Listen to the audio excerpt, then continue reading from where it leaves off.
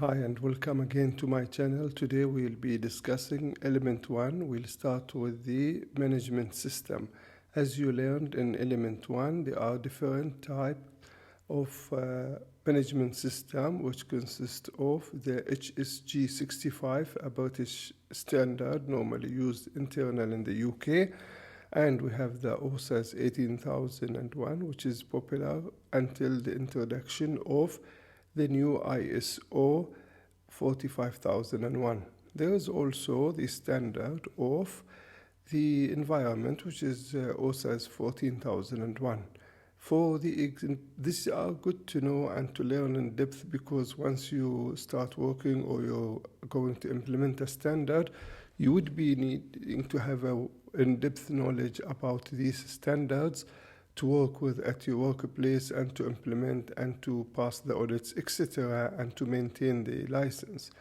Now, we will not go in depth which one require an external audit, which one doesn't. That is, we usually go in depth when we are teaching the diploma. But for the IGC students, what kind of questions you are going to be receiving? Remember, as long as you know the main component of a standard, you are safe, provided you can give one or two examples of which. Now, all standards, first of all, I will give you examples of how the question would be asked to you when you're sitting the exam. You will get a question like, outline the main components of health and safety management system. Also, you could be asked to draw the flow chart identifying the main components of health and safety management system distributed in HSC publication HSG 65. And you will be asked also to outline two components of the health and safety management system. So, when you hear health and safety management system, remember the base foundation, which consists of a policy, an organization, a planning, implementing, managing performance, audit, which could be there is internal and external, and reviewing. So if you know these ones, you have to pay attention to the question. It will not ask you list for this one. It will ask you to outline. And to outline, they want a little bit of information about each component of the standard. For example, the policy. Always a company or an organization, when they want to adopt a standard, they have to have a policy. And the policy here is commitment of the management that they want to have a safe workplace, they want to have a budget, they want to hire the right people, they want to have training. So these authorities always remember, from the top management. Therefore, the policy will be signed by the top management. Now, the policy also, you would be asked lots of short questions which gain you 2 marks for the policy part. They will say to you what are the main parts of the policy, or give 3 things in the policy. Now, the policy is structured into 3 different areas. The first one would be a statement of intent. This statement of intent is actually the statement from the top managers, the director or the CEO or the chief executive, depending on the organization, how they name the top management, signing and giving authority for the safety culture and for the safety standards within the organization. So they will have a statement of intent. Remember here, the word intent will gain you a mark. So statement of intent. What does the statement of intent contain?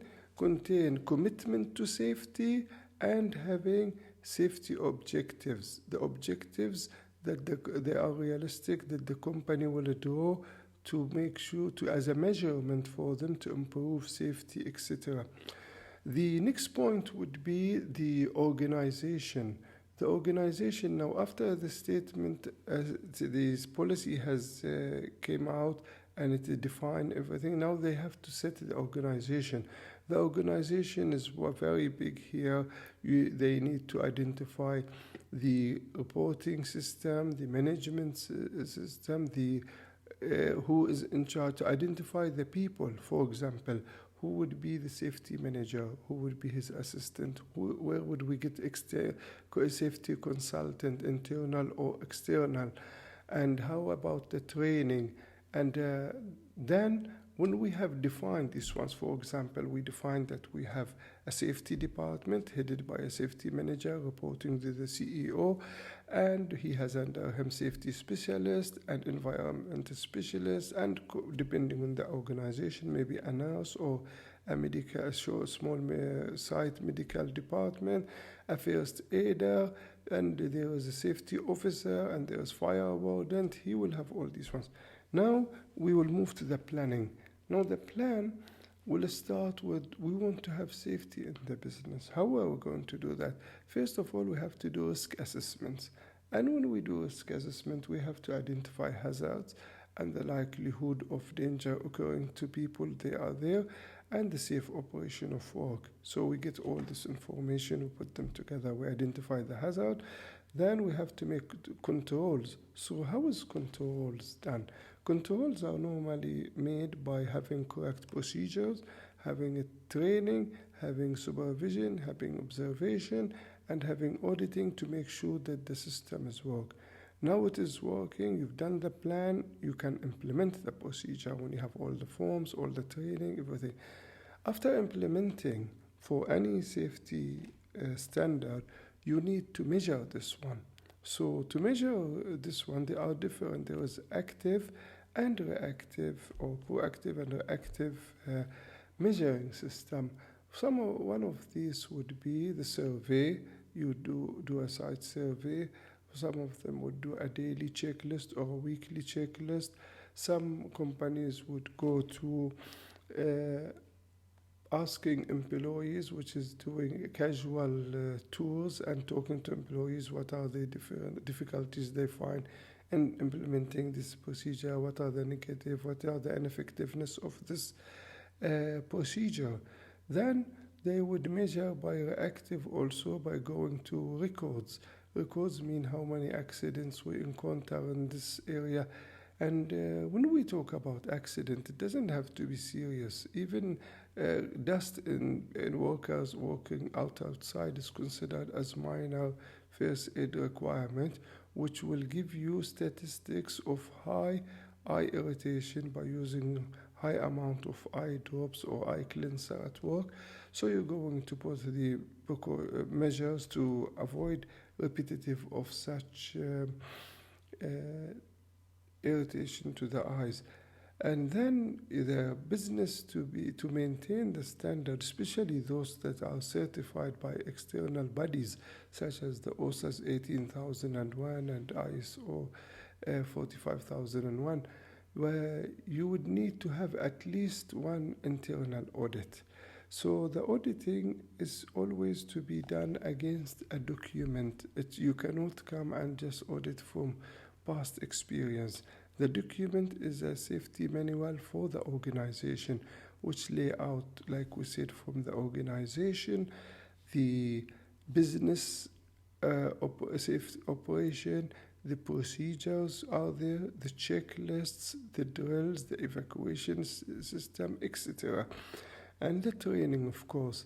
Once you have all this in hand, you're going to have an audit form and an auditing team, depending on the size, and these ones are internal audits. They are called internal audit, which is to be done at least once a year. Now, to have an audit, you cannot just walk in and say, I'm coming to audit you today. You have to have a plan for the year. For example, you would do 2 internal audits every year and 1 external audit to maintain your certification. For the internal audits, you will have the form, the checklist, and the items you're going to check. Then you're going to visit the department, like there is a lead auditor and there is the normal the auditor.